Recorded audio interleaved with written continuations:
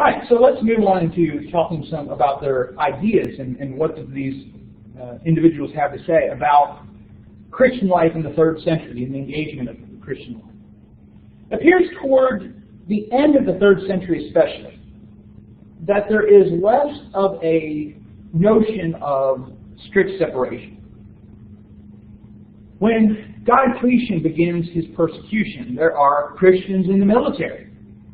There are Christians in position in government, right? And so either they have gotten around some of these issues about participating in some of the idolatrous things in the military, or they have been allowed to not participate in them, but it's allowed them to get into positions of power. So, there's not that hostility across everybody. With all the persecutions that have happened, did any Christians take physical stances against the governments to kind of like, I guess what would be considered terrorist status, the fight against terrorism, the fight against the hostilities and persecutions? There doesn't appear to be any sort of record of Christians doing that in any sort of significant way. Did it possibly exist? Perhaps. But if it did, it was lost to history. There are some examples of this, of some Christians enacting some violence in the 4th century dealing with heretics. But as far as like Christians rising up against the government or governmental officials, it does not appear to be the case. Whether it did happen and it's been lost is another issue. So there's less of this hostility, but there's still, you still have to try and figure out how do you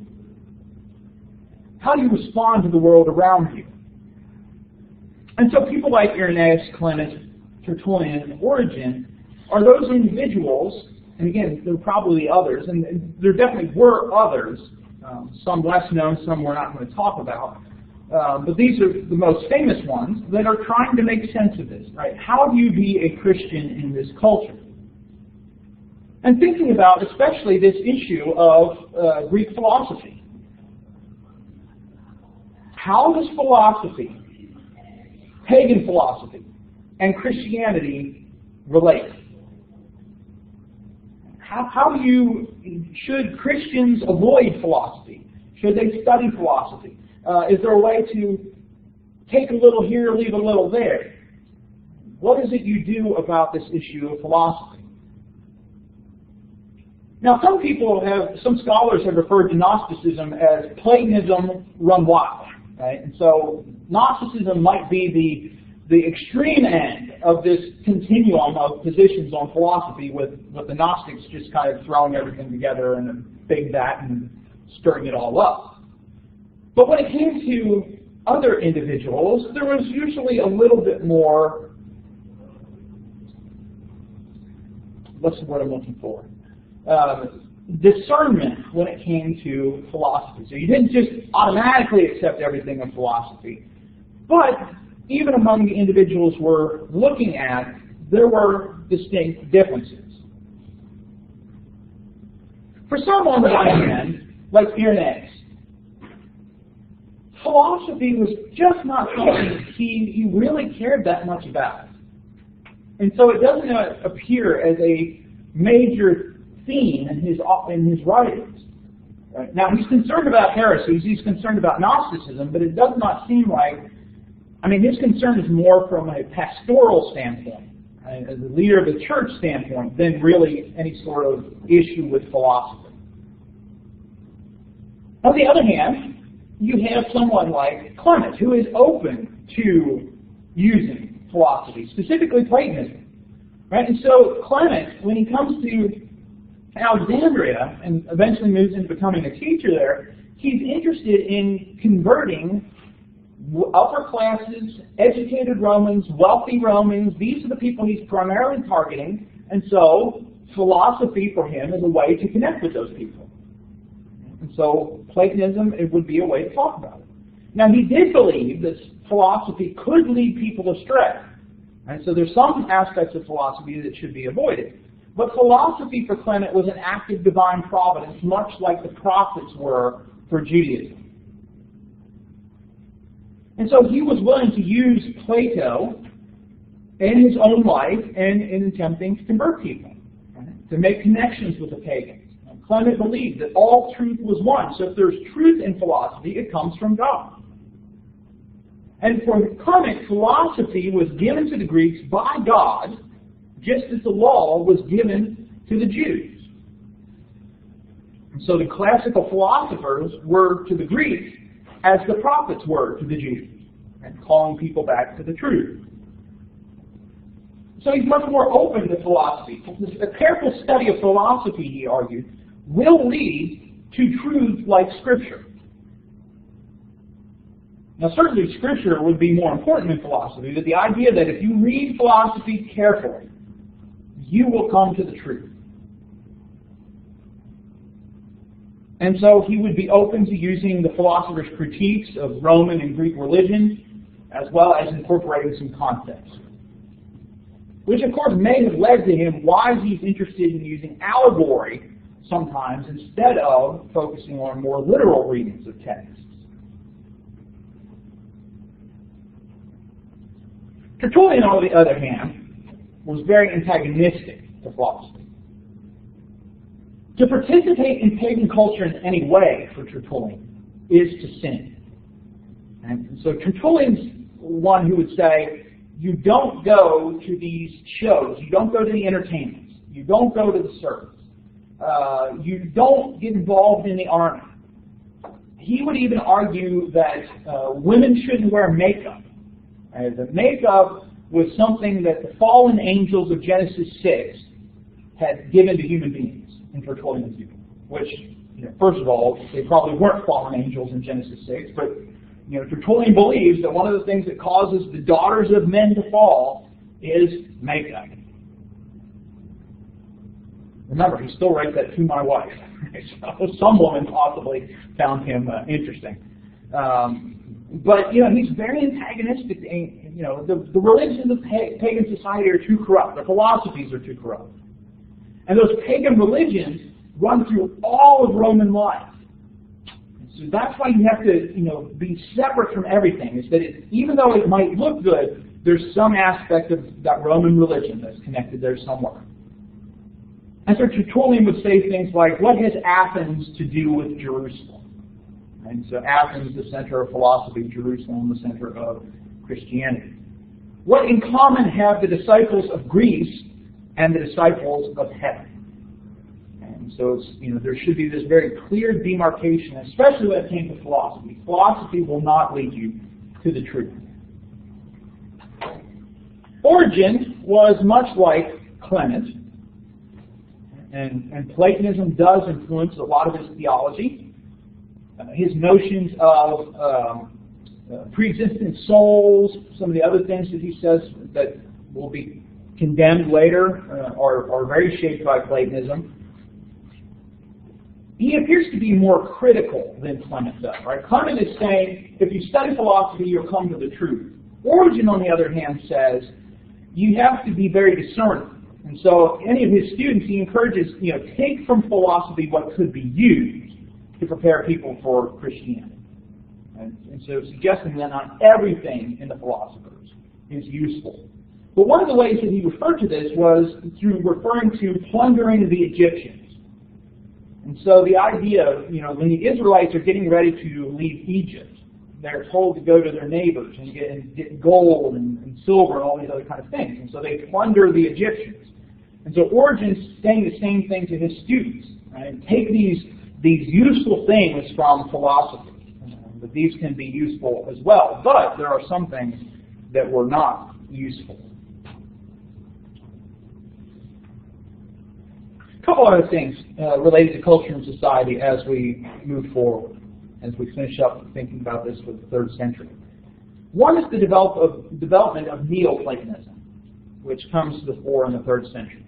In the 2nd century, Platonic philosophy had kind of taken over for Stoicism as the major philosophical system in the empire. In the 3rd century, a Neoplatonism develops. It's some of the aspects of Platonism, but then some new ideas. For example, talking about salvation and the return of the rational soul to the unity of the one, right? the fullness. This was salvation.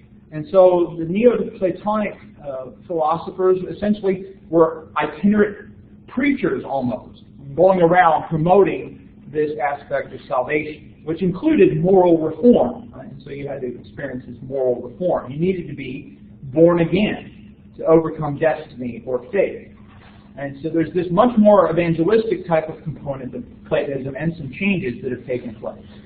It is this form of Platonism that will be especially influential to Christianity moving forward. And so there'll be some ways in which this form of Platonism will shape especially Christianity in the Middle Ages. Another aspect of culture that's important, we've already kind of highlighted, but the worship of Sol Invictus. Essentially, the Sol Invictus, or the solar monotheistic cult, was the cult of Mithraism, which is one of those mystery religions from Persia. The worship of Sol Invictus had first gained the attention of the Emperor Commodus at the end of the 2nd century, but it's Severus who will really take it forward. He built a building called the Septizodium, which had no purpose, really, but was kind of a decorative architectural building devoted to the sun god. He also created coins with the sun wearing the emperor's beard. Other emperors practiced similar things.